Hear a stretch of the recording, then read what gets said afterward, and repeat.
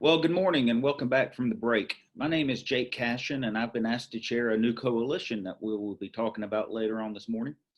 I hope you had the opportunity to do some networking. Before we move on in the program, though, let's take another poll. What alternative funding sources do you think will be most effective in helping North Carolina reach our need for increased investment? We'll give you a moment to answer.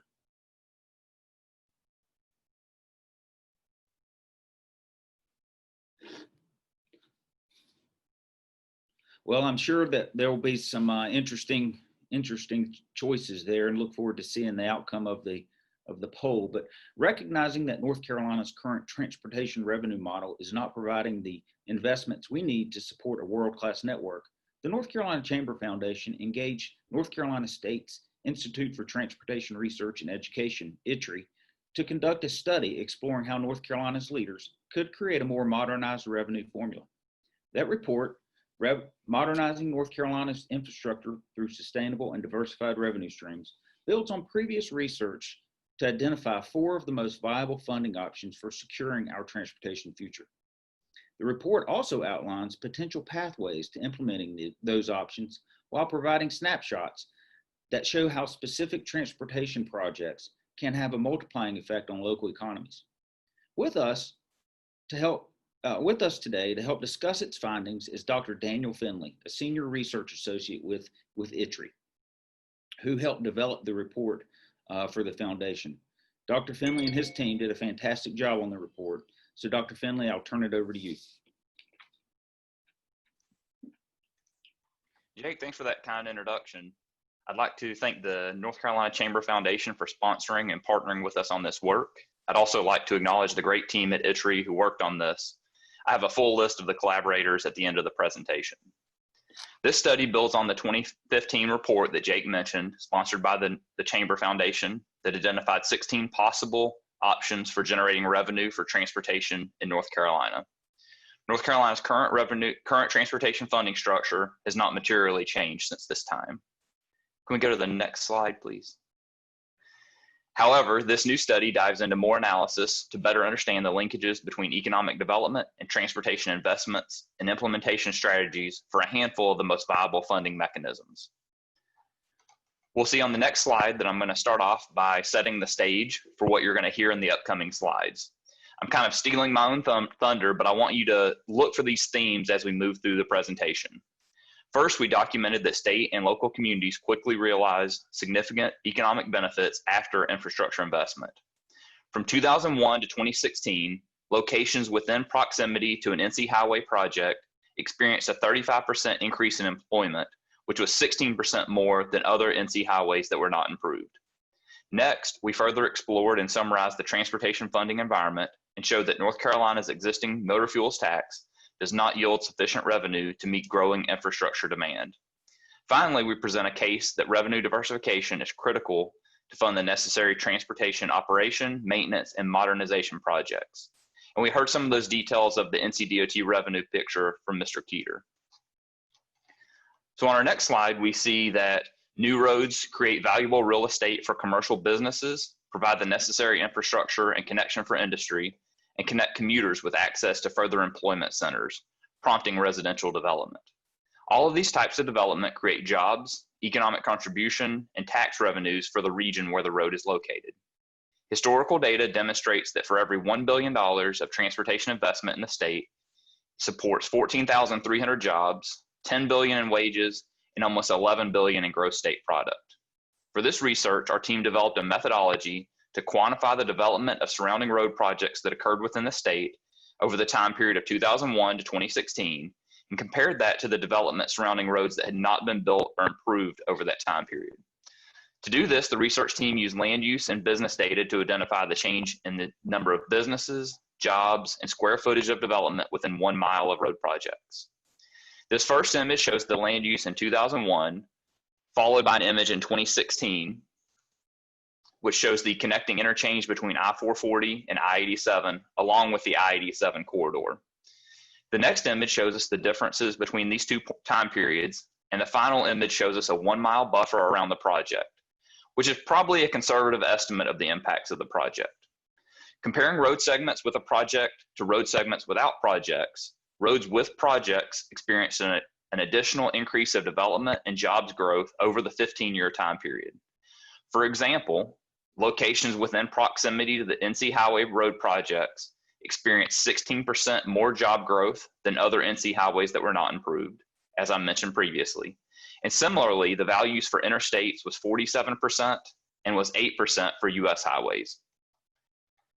On our next slide, we're going to talk about that as the state's leadership continues to evaluate the value of infrastructure investment, it has become increasingly important to be able to quantify the economic importance of individual transportation projects. As part of this research, case study projects were selected to study the economic impacts of transportation investments and provide context to how transportation projects support the state's economy. Economic activities within 3 miles of each project were studied. Economic conditions before and after the projects were completed were reviewed to explore the economic effects that may be associated with the project. The analysis estimated the number of businesses, jobs, employment income, and economic that could be attributed to the completion of each road project, as well as the percent change in land use from undeveloped to developed. The results showed that each road project was associated with positive increases in surrounding land development. And as an example, the area surrounding the Goldsboro bypass showed an increase in jobs of more than 11% from the before to the after period. Now, as we move into some of the specific revenue generating options, starting with the road user charge on the next slide. This road user charge goes by several names, and you've probably heard it described in any number of ways, but the basic premise is that drivers are charged based on how many miles they travel. These charges can either be a flat fee, which is a fixed number of cents per mile, regardless of when or where the travel occurs, or a variable fee based on considerations such as the time of travel, congestion levels on a facility, type of road, type and weight of the vehicle, vehicle emission levels, and ability to pay of the driver. 24 states are actively monitoring road user charge policies and programs. 8 have either completed or are in the process of planning a pilot program, and 2 states have active programs. On our next slide, we'll see our most familiar option, which is the motor fuels tax.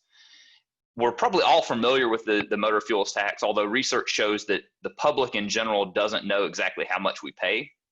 A motor fuel tax is an excise tax imposed on the sale of fuel. And as of January 2020, drivers in the US pay an average of about 28.5 cents in state taxes on every gallon of gasoline, plus the federal fuel tax, adding up to an average of 46.9 cents in total taxes on every gallon. Currently, we're heavily dependent on the motor fuels tax. North Carolina charges a 36.2 cent tax on each gallon of motor fuel that is purchased. Gas tax revenues are NCDOT's largest funding source, and the law requires these revenues to be only used for transportation purposes. The federal 18.4 cents per gallon gas tax is also an important source of revenue. The existing tax is not accumulating enough revenue to compete with driving behaviors and the increased rate at which fuel-efficient vehicles are being purchased. Sales tax apply to the sale or lease of most goods and some services. States may also levy selective sales taxes that are used to finance their transportation systems. Virginia, Kansas, Nebraska, Connecticut, Texas, Idaho, and Arkansas have implemented sales tax measures for transportation funding. Around $500 million of Kansas DOT's budget is financed through a statewide sales tax. And in Texas, $2.5 billion of the state sales tax revenue will be reserved for transportation as long as a minimum overall tax receipt level is met. If our state were able to dedicate 0.5% sales tax to transportation, that would generate almost $800 million annually, which would be the equivalent of about 15.6% of the state's current transportation budget. If that value was 1% dedicated to transportation, that would generate $1.5 billion annually, enough to raise our state's infrastructure status from mediocre to good condition. Today, whenever a vehicle is transferred in our state, the buyer pays a one-time 3% highway use tax on the vehicle's purchase price, less any trade-in value if the vehicle is purchased at a dealership. Some states impose vehicle-specific taxes in lieu of a state sales tax, while other states direct a portion of their vehicle sales tax into transportation accounts. North Carolina's highway use tax functions similarly to a vehicle sales tax or a sales and use tax, which are the mechanisms predominantly used in other states to direct sales tax revenue from vehicle sales into a transportation fund. North Carolina charges the second lowest effective rate in the nation for the highway use tax. For North Carolina drivers who rent or lease a vehicle, they are imposed what is called an alternative highway use tax. For this tax, a long-term lease or rental is charged a 3% rate on gross receipts. Revenues from the long-term alternative highway use tax are deposited into the state's transportation account. Short-term lease and rentals are charged 8% on gross revenues. Looking at the highway use tax and comparing to other states, a $16,400 vehicle would be assessed $372 in our state, compared to about $500 in South Carolina and Virginia, and almost $900 in Georgia and Tennessee. North Carolina currently invests approximately $5 billion annually in its transportation system, which enables the state to achieve an overall infrastructure rating of mediocre. Looking at our next slide, we can see how this compares to other states with large systems, and looking at a total and a per mile basis, this amount is substantially less than Florida and Texas, although as Mr. Keeter mentioned, we do have a substantially different system than these two states. As with any type of infrastructure investment, the condition of the system varies based on the level of investment. To improve the roadway conditions, additional revenue would be necessary, such as $6.3 billion to achieve good condition and $8.2 billion to achieve excellent conditions. Reduced levels of revenue would also be possible if funding is reduced, and that would drop the current condition. Building on this slide, this table shows us some potential options for revenue generation that vary across the columns by the amount of funding available to achieve desirable roadway conditions. Starting on the left with level D and moving through the existing funding level towards level A, the bottom row of the table is the same amount we saw summarized on the previous slide. This scenario shows an option for replacing the motor fuels tax, so that row is empty, and the following rows show the amount for each revenue option. This scenario assumes that the bottom three rows of options don't change based on the overall desired funding level. So we're only looking at adjusting two options in this example, the road user charge and a general sales tax dedicated to transportation. Each level assumes that the highway use tax would be adjusted from 3 to 4%, that short-term lease and rental revenue would be directed to transportation, and that other NCDOT revenue would remain in force. So looking at the things that would change, level D assumes replacing the motor fuels tax with a 0.5 or half a cent per mile road user charge to reach the 3.8 billion total. Level C assumes replacing the motor fuel tax with a 1.1 cents per mile road user charge and directing 0.25% of a state sales tax to the highway fund to reach the 4.8 billion total. Achieving existing conditions assumes the replacing the motor fuels tax with a 1.3 cents per mile road user charge and directing 0.25% of a sales tax to maintain the current 5.4 billion funding level. Level B assumes replacing the motor fuels tax with 2.1 cents per mile road user charge and directing 0.5% of a sales tax to reach the 6.3 billion total. And finally, level A assumes replacing the motor fuels tax with a 3.7 cents per mile road user charge and directing 0.75% of a sales tax to reach the 8.2 billion total. This is just an example of a scenario that balances out the replacement of the motor fuels tax by diversifying the revenue sources into a sales tax and a road user charge, and the potential amount to achieve varying levels of roadway conditions. A road user charge pilot program could be established that allows our state and drivers in our state to opt in to pay a fee based on the number of miles incurred on that vehicle since the last time the vehicle was inspected. Assuming an administrative cost of 10%, the minimum per mile fee to offset our state's existing motor fuels tax revenue would need to be 1.98 cents per mile. Maintaining existing transportation income is not currently sufficient to meet the state's economic development goals. North Carolina's highway infrastructure received a grade level of C from the American Society of Civil Engineers. North Carolina would require an additional $1.5 billion to $3 billion annually to obtain grade levels B or A, which would enable the state to notably improve its transportation system. Unaccommodated by other measures, this would require a 3 to 5 cents per mile charge. From 2013 to 2020, A total of 26 bills related to the use of sales taxes for transportation system funding have been enacted nationwide. And we can see this on the following slide. This measure that is gaining in popularity has widespread use. To put some perspective on the revenue generating potential of a general sales tax in our state, if we were to dedicate 2.1% of sales tax revenue to transportation, it would offset the state motor fuels tax and generate an 3.3 billion annually.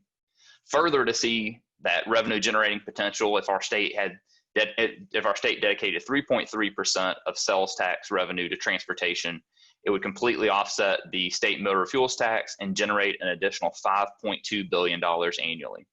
However, as I mentioned previously, a lower rate of 0.25 to 1% in conjunction with other measures could help offset the gas tax in combination with these other measures. Consistent with an early issue brief from the NC First Commission, it is recommended that North Carolina raise its highway use tax from 3 to 4%. This would generate approximately $275 million in additional transportation revenue. There are also tax revenue redirects that could be implemented within the framework of the highway use tax adjustment, which would benefit North Carolina's transportation system. North Carolina could supplement its motor fuels tax revenue with a statewide sales tax increase of 0.5 to 1%, as we'll see on the next slide. And this would align North Carolina with states that have implemented sales tax measures for transportation funding. To put some perspective on the revenue generating potential of this gas tax, of the current gas tax, if North Carolina were to increase gas tax to 58 cents per gallon, a level of B could be obtained, and 92 cents per gallon would be needed for level A. However, the market saturation of alternatively fueled and higher fuel efficiency vehicles will continue to erode this option's efficacy. Sales tax and highway use tax recommendations can alleviate the short to medium-term financial needs of North Carolina's transportation system. Meanwhile, a road user charge pilot program is essential for laying the groundwork for the long-term sustainability and stability of the transportation system. Overall, our final recommendations are that we consider the following options to help modernize, strengthen, and diversify our state's transportation revenue. We recommend exploring the implementation of a road user charge program combined with a phase out of the motor fuels tax. The highway use tax could be increased in line with neighboring states to a 4% rate, and a fraction of the statewide general sales tax could be dedicated to transportation. That's a summary of our study. I hope many of you will dig into it in more detail. Thanks for the time and for allowing me to present this information. I would like to thank our research team that put in the heavy lift to complete this effort, and the NC Chamber Foundation for sponsoring the work. Well, Daniel, for some reason, can you hear me? Yes. For some reason, my video is not allowed. Oh, there we go. Okay, perfect. Thank you for this detailed report. We know it's probably has going to cause a lot of I don't know, questions, and I know we have a couple good questions in the Q&A. Because of time constraints, however, I think we'll need to maybe address those offline or follow up with the attendees who have asked those questions. But if you can be around during the break, maybe they can also reach out to you directly. I hope that's okay. But again, we thank you for your team's work on this report. The Foundation's report has given the business community the roadmap we'll need to begin our journey toward a more sustainable transportation network. But there's a long road ahead, and we'll need a vehicle to help get us to our destination. That vehicle comes in the form of a new coalition the North Carolina Chamber has recently launched, Destination 2030, the road to a stronger transportation future. With Destination 2030, we are convening businesses and other organizations from across all of North Carolina's communities to help us fight for our transportation future.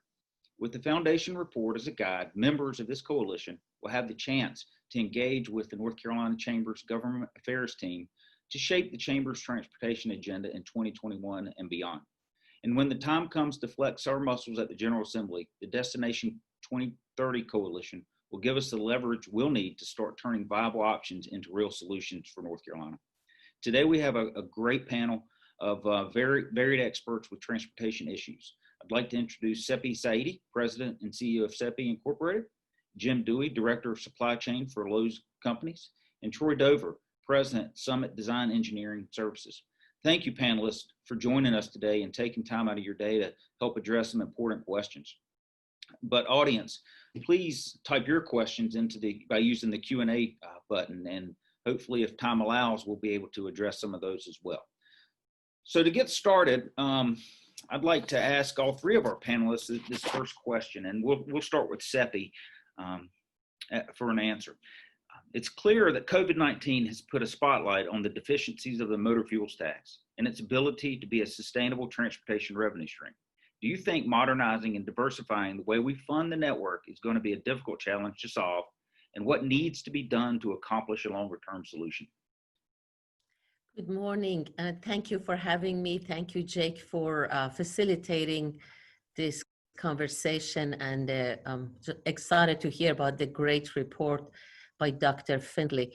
To answer your question, I would say that COVID-19 definitely put a spotlight on challenges that we're having to focus on sales tax, gas sales tax. And when there are not enough cars on the road, nobody is traveling, they're not going anywhere. So that directly impacted our revenue, in addition to the fact that we had a significant revenue shortfall from prior year.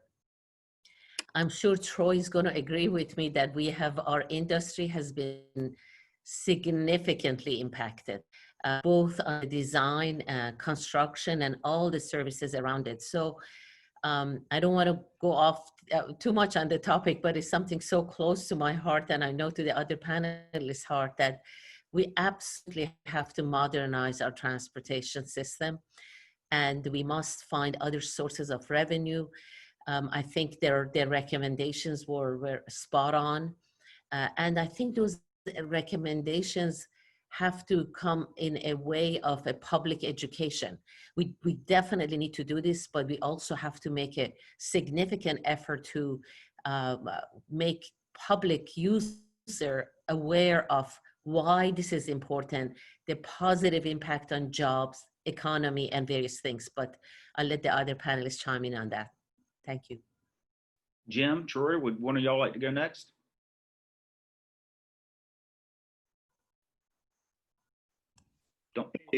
Go ahead. First of all, like Sepi, I want to thank the Chamber for giving us the opportunity to be a part of such an important coalition. Sepi is absolutely right. For the industry, it has been a very difficult year and a half. And especially if you're a North Carolinian like I am, you understand the value of transportation. I think the report does a great job of identifying some of those nuggets we can use to educate people as to the ROI associated with a good transportation system. So as I was preparing for this discussion, I'm an engineer at heart, so I had to try to get my thoughts together in my mind. And engineers like thinking in bullet points. So real quick, I'll run through the challenges that I see and how I think we're going to need to address them. First of all, I think you have research and evaluation. And the good news is we've done an excellent job. And I say we, the community. You have the Chamber, you have the 2020 Foundation and Transportation Study that we just had a great presentation on. Gives us a lot of good detailed information that we all can use in a go forward way. We have the North Carolina First Commission. Mr. Nye is a part of that. They have come up with some great ideas, and it was even referenced again in the ITRI report. I think they had shortlisted to about 10 of those ideas. And again, really good to have that type of information that we've already worked through. We had the McKinsey report. For those of us that are in the industry, we're aware of it back in September of 19 that came out, sponsored by the Department of Transportation. And it gets a little deeper into DOT and how things were working there. And then we have the NCDOT performance audit. That was completed in May 2020 by the state auditor. Again, it gets into the weeds and talks through some of the issues and challenges we faced at NCDOT, and I think ways we can improve that. So next piece, education and communication. So we take the research and evaluation that we've done, and the next step, which I think today is a big part of that, is beginning to communicate those results, those ideas, so that we have concrete data that we can provide and support with the research to then talk to our audience. And who is our audience? Well, for me, you have the business community. That's who we're talking to today. You have the public. And when we start talking to the public, we're really going to have to focus, in my opinion, on the value, the ROI, what they're getting for the dollars that are being paid. And then we have the policymakers. If we do a good job with the business community and the public, the policymaker side will come along, I think. And then finally, we have implementation. On the implementation side, we have to fine tune and shore up our existing transportation funding. This is going to be a long haul. And I think we have to look at the short and long term. So a lot of these reports I mentioned earlier that get into the weeds of DOT, we have to look at those and start thinking through how we can help shore up existing funding. We also have to look at pilot projects because some of these are out of the box, especially when you start talking about mileage-based user fees, so that we can begin to understand the local dynamics that those create. And then we have to maintain our focus on the long-term solutions for sustainable and diversified transportation funding, which again is what this whole coalition is all about. So thank you, and I look forward to working with everyone. Thank you, Troy. Jim, would you have a response to that first question? Sure. I think the first piece of the response is it going to be difficult? I think it's definitely going to be difficult anytime you're talking about taxes or raising funds for anything. It's not going to be an easy journey, but I think the path that's been laid out here is a sound one. And speaking from the business standpoint and from the citizenry standpoint, you know, I think we all have a vested interest in having reliable, safe infrastructure. It does draw business. It draws people. The people are coming, so we need to be prepared for it. So certainly, I think what Sepi and Troy talked about with having to have a good campaign to convince the business community what's needed, convince the people what's needed, and then the policymakers coming along, keep politics out of it. Roads aren't left, they're not right. We just all need to drive on them. So I think the fuel tax is not going to cut it. That's pretty obvious by itself. So, you know, from Lowe's standpoint, we're supportive of whatever needs to be done as long as it's a good plan. It's going to be efficient use of the funds. We're certainly supportive. Any option is going to have an impact on business, and that's going to get passed on in some fashion to people. But we recognize that it needs to be done. The gas tax alone is not going to get us the infrastructure that we need. Jim, that's a great point. You kind of lead into the next question there with your response. So I'm going to ask the question, and maybe you can expound upon what you were just saying. But your business is and many other businesses like yours are very dependent upon a functioning and modern transportation network. Have you ever thought about how a diversification of revenues might impact your business, and what does that mean to you? Yeah, we've had a lot of discussion about it. Our government affairs team has dug in a lot with the federal level in states across the country because we operate in all 50 states. You know, the gas tax is simple. The infrastructure is there to collect that money, and it's kind of hidden. Someone mentioned earlier that people don't even realize where that money goes or how much it even is. So people don't feel the pain of that tax, and it's easy. But nowhere is that gas tax alone sufficient to fund the infrastructure that's needed. So all of the options, and I saw a presentation with about 16 different options on the table. Everyone has ripple effects and unforeseen consequences that need to be considered and thought through. But at the end of the day, it's the right thing to do. We have to fund this infrastructure. We just can't let it crumble, and we have to stay somewhat ahead of it if we're going to have a good economy and a good state for people to do business and live in. Yeah, thank you, Jim, for that. Thank you for that response. Sepi, how about you on that second question? What are your thoughts there? I think that as a business owner and leader in the community, we need to all think in big picture way about transportation. When we look at the positive impacts of job creation and economic development and future of the state of North Carolina, I would say that my business definitely is going to be supportive of that, and we're going to benefit in a positive way. I also believe that any other business who may feel that they may be impacted negatively in the short term with this diversification, in the long term, if we have a long-term view of the impact of modernization of transportation, everybody's going to benefit. And so I encourage every business leader and citizen to think big picture and long term, and to support this modernization, because it will definitely going to push North Carolina even further ahead from many aspects of growth and development in the nation. And I am absolutely convinced this is something we all need to understand, and we all need to support and look at the long term. Yeah, thank you, Sepi. Troy, can you expound upon that any? Yes, sir. Stability. For me, if we can get the transportation funding where it needs to be, we can diversify it so it's a more stable platform to operate from, then it gives the private sector an opportunity to work on efficiencies. It allows us to bring in the right talent, to retain the right talent, and then ultimately deliver a better product to the citizens of North Carolina. So for me, it would be a stability answer. Great answer. Appreciate that. I'm going to lead this next question off with you, so stay right there. If North Carolina leads the nation on modernizing and diversifying our transportation revenue streams, will this be good for the state's economy and to help meet the demands that we are seeing from a population increase standpoint? Troy, did you hear that question? Yes, sir. Sorry. Oh, You know, it's almost, you have to giggle a little bit at the question. That's such a softball. I know.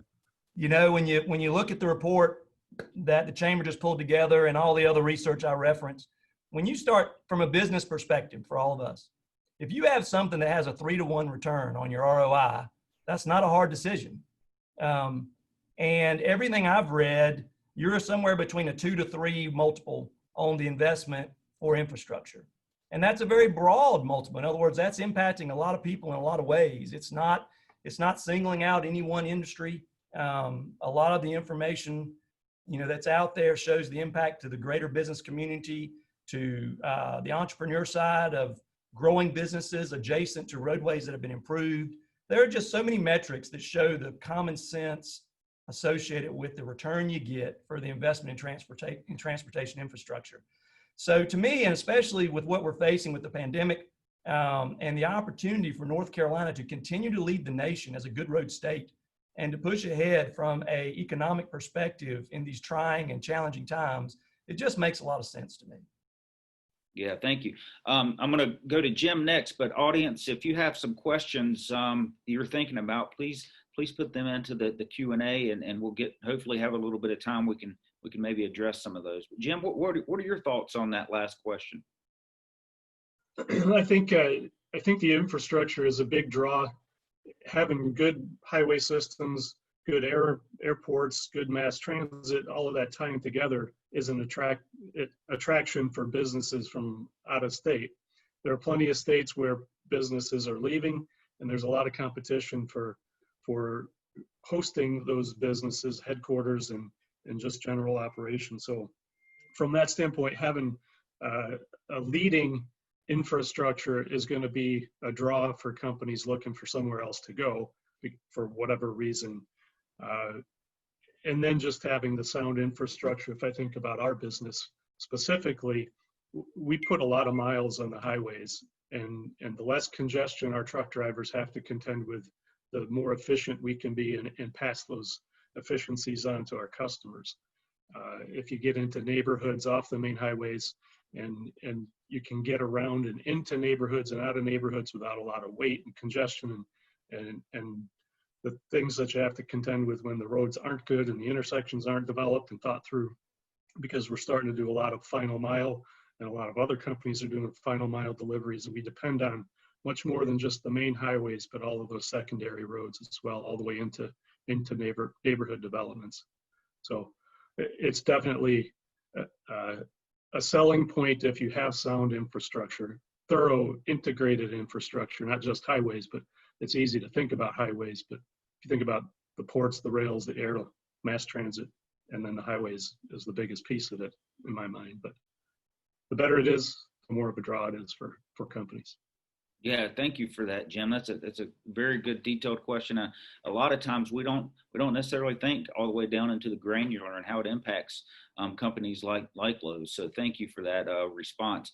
Sepi, you're a statewide national business leader with these type of issues, and I think Jim touched on some key points there. Do you have anything else to add as it relates to it? I know that you are. Yeah. Go ahead.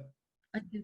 Just that, as Jim was speaking, and Troy and Jim emphasized the importance, and I completely agree with them, the importance of investment in transportation. Historically, investing in transportation has always led us out of recession, created jobs. So especially now, it's incredibly important for us to look at investing in transportation as a larger solution for the economy and job creation.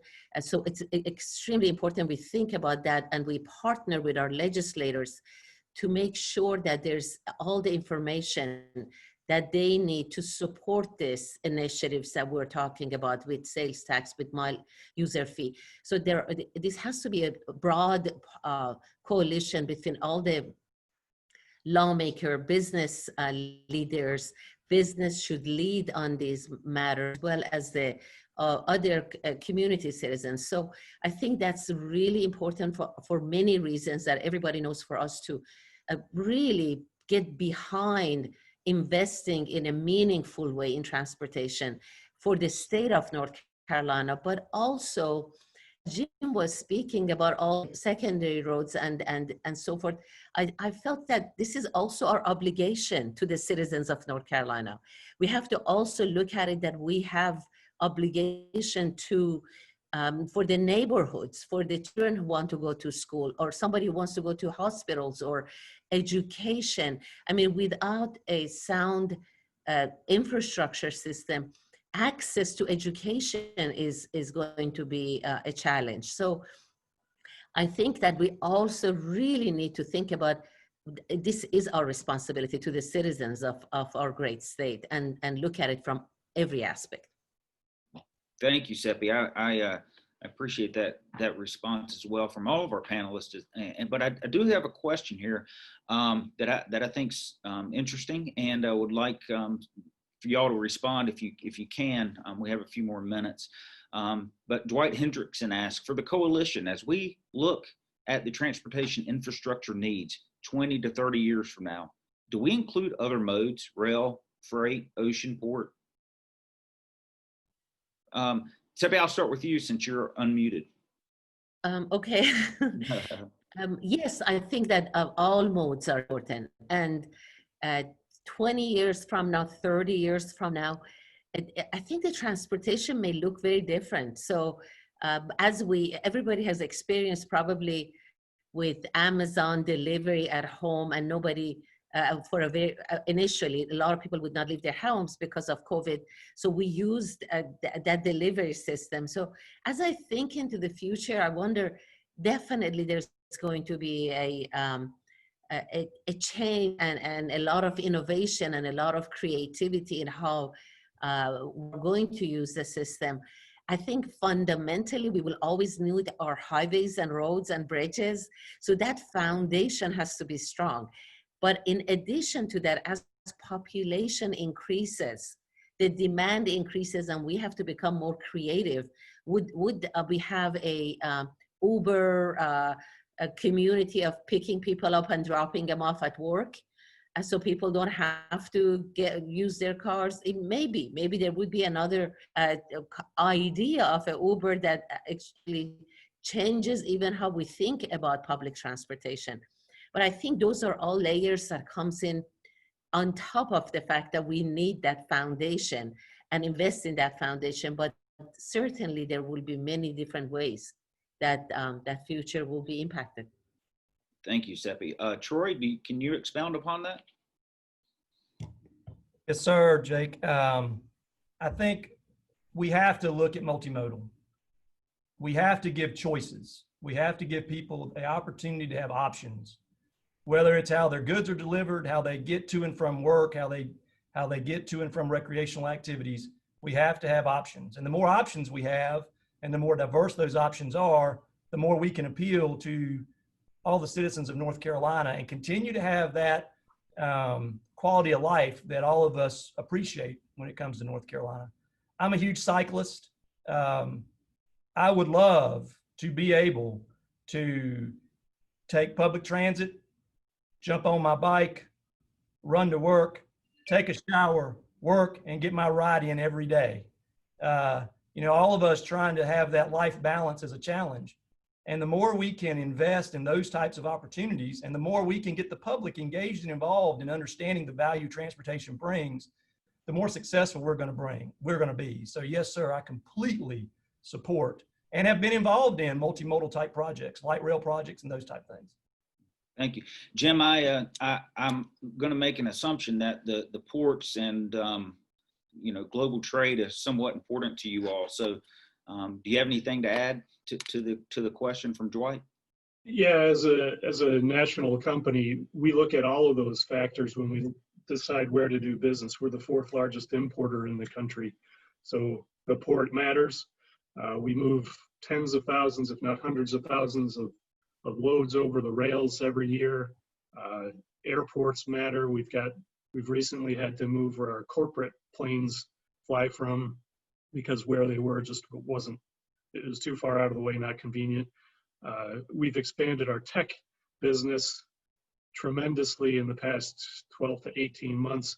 And we made the conscious decision because of lack of mass transit in the Mooresville area and the desire of the younger IT tech-oriented people to live near a city and not have to drive.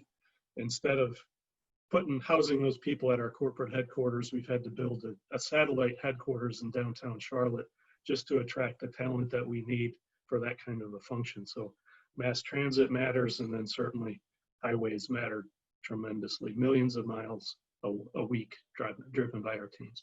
Wow, that's a great response. Thank you. Well, it looks like we're coming up towards the end. I don't see any more questions in the Q&A from the audience, but I just so we'll just be willing to give you a little bit more of your time back today. But really want to thank our panelists, Sepi and Troy and Jim, for their great insight and a great conversation. I think there's a lot of details, a lot of stuff to think through. And again, we urge you to add your name, your organization's name, to the list of champions who support modernizing the way we fund our state's transportation needs. You may add your name to the coalition by visiting the link in the chat box. We hope to build a broad-based coalition, and your support is critical. Will you help us with that? So we will now take our final 10-minute break. Please take advantage of our LinkedIn networking group. The link to this group has been posted again in the chat box as well, and we thank you for your time today.